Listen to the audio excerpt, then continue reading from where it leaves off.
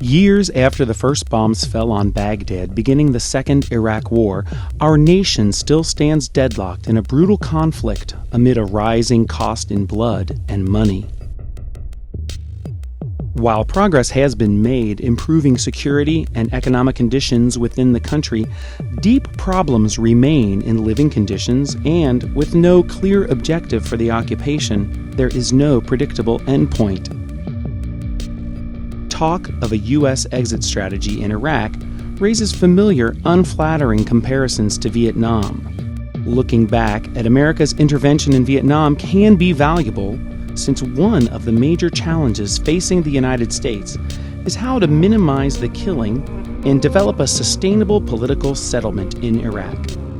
As the duration of our conflict continues to lengthen, the similarities continue to surface as we become more bogged down, casualties increase, and we watch our nation become further divided.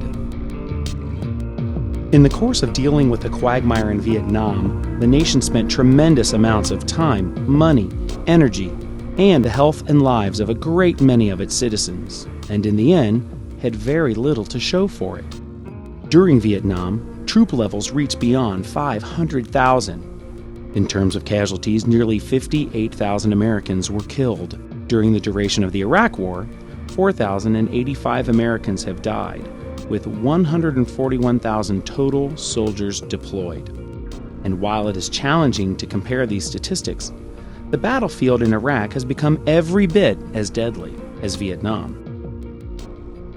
Vietnam was part of the war against the spread of communism and a promotion of democracy, while the Iraq War is a part of the war on terror to stop the spread of terrorism throughout the world. And as the Iraq War started as a conventional war during the initial invasion, it has evolved into a guerrilla war in the months following the fall of Baghdad. In Fallujah, the Iraqi insurgents who burrowed into the city had to be pried out by American infantry, just as the Marines did when they fought to retake Hue City in 1968. And just like in Vietnam, the role of U.S. forces in Iraq has shifted from nation building to keeping the peace. Vietnam began as an insurgency conflict supported by communism in South Vietnam, which consisted of Vietnamese guerrillas known as the Viet Cong.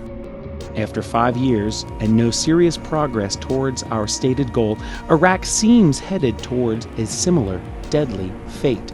Success rests not only on military progress, but on correctly analyzing the nature of the particular conflict, understanding the enemy's strategy, and adapting to it so that we do not suffer another costly standoff. As a result of this seemingly endless conflict in Iraq, our nation has been negatively affected in an array of ways. Not only has the Army lost over 4,000 lives, but the impact is felt all the way back home by the stress put on troops and families caused by the long war. Almost 3 million Americans served in Vietnam, and the United States spent $120 billion on the war, resulting in a large federal budget deficit. As defense spending and inflation grew, President Johnson was forced to raise taxes, and as a result, budget cuts were made, further impacting the lives of Americans.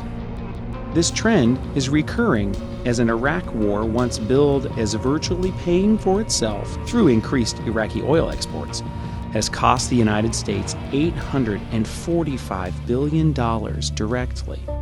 America doesn't have unlimited resources and cannot afford to extend the occupation indefinitely.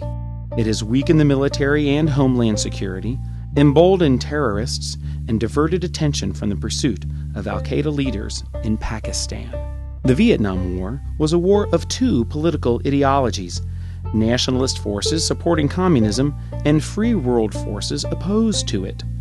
Public opinion was based on the premise that Vietnam was part of a global struggle against communism. But as the war dragged on and progress slowed, steadily higher U.S. casualties and material losses caused public support for Vietnam to collapse. And as George W. Bush invokes the same phrase, "stay the course," that was used 4 decades ago by Lyndon Johnson, we find our nation divided and tired. At the heart of the Bush ideology resides the belief that America can pursue a neoconservative foreign policy agenda, a lesson learned 4 decades ago as unsuccessful. Vietnam demonstrated that not even a superpower has unlimited strength and resources. But perhaps most significantly, the Vietnam War illustrated that political will, as much as material might, is a decisive factor in the conduct and resolution of conflicts.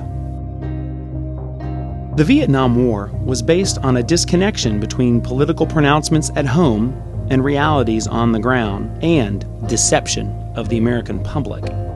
In August of 1964, the USS Maddox falsely claimed that it was attacked twice by torpedo boats in the Gulf of Tonkin, which prompted Congress to approve the Gulf of Tonkin Resolution and gave the president power to conduct military operations in Southeast Asia without declaring war. The Gulf of Tonkin incident is an oft-cited example of how President Johnson misled the American people to gain support for his foreign policy in Vietnam.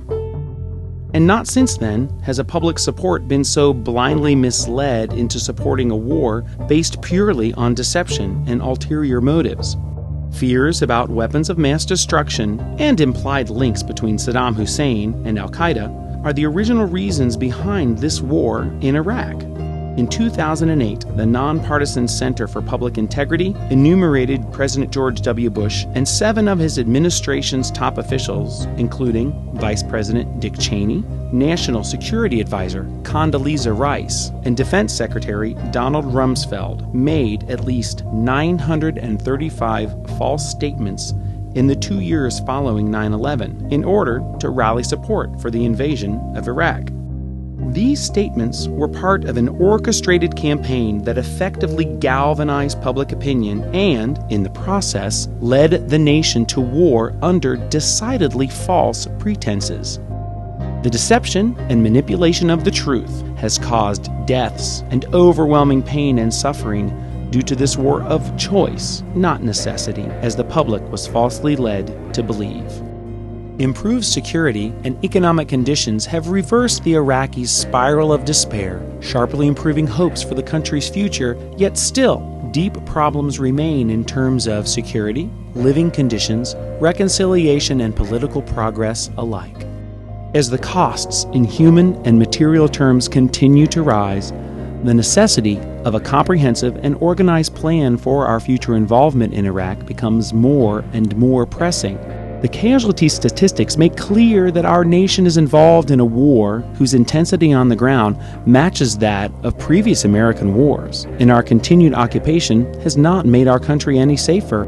The official history of the United States Army reads, "The Vietnam War's legacy may be that a new humility and a new sophistication form the best parts of a complex heritage left to the Army by the long, bitter war in Vietnam. We are approaching a time when we will have to drastically change our approach to war or continue to face staggering impacts to our economy and ever-increasing loss of life."